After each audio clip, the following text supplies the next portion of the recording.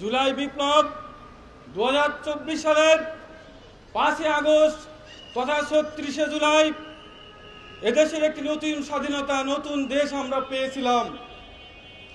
আমরা যে প্রত্যাশা করেছিলাম তার কোনোটিই আমরা পাইনি, বাস্তবায়িত হয়নি। অত্যন্ত দুঃখজনক বিষয় হলো, গতকাল ঢাকা বিশ্ববিদ্যালয় ক্যাম্পাস, জগন্নাথ বিশ্ববিদ্যালয়ের ক্যাম্পাস, বেগম রোকেয়া বিশ্ববিদ্যালয়ের ক্যাম্পাস, ঢাকা কলেজ এবং ঢাকা আলিয়া মাদ্রাসার ক্যাম্পাসকে রক্তাক্ত করা হয়েছে। দুটি ছাত্র সংগঠনের আধিপত্য রক্ষা এবং আধিপত্য বিস্তারকে কেন্দ্র করে ধাওয়া পাল্টা ধাওয়া অনেকেই আহত হয়েছে। আজকের এই বিজয়ের দিনে কোনোভাবেই আমরা তা কাম্য ছিল না।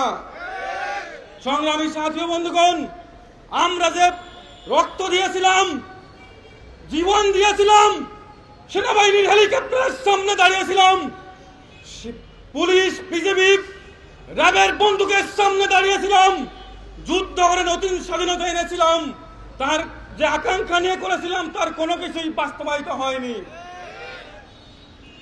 পিলখানা হত্যাকাণ্ডের বিচার হয়নি। আমরা ওসমান হাদির সেই কথাকে স্মরণ করে বলতে চাই, ওসমান হাদি বলেছিল, আমাকে যদি মেরে ফেলা হয় অন্তত পক্ষে আমার বিচারটা কইরেন।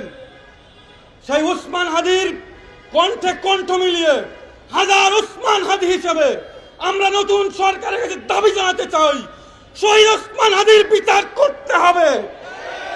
2000 জুলাই রক্তের বিচার করতে হবে, পিলখানা হত্যাকাণ্ডের বিচার করতে হবে, 77 হত্যাকাণ্ডের বিচার করতে হবে।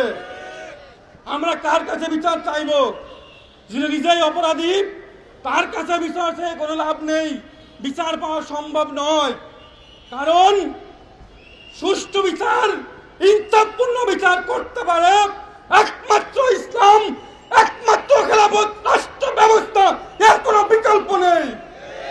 এজন্য আমরা ঘোষণা করতে চাই, আমরা সাধারণ কোনো বিপ্লবের কথা বলছি না, আমরা নয়া আজাদির কথা বলছি, আমরা ইসলামী বিপ্লবের কথা বলছি।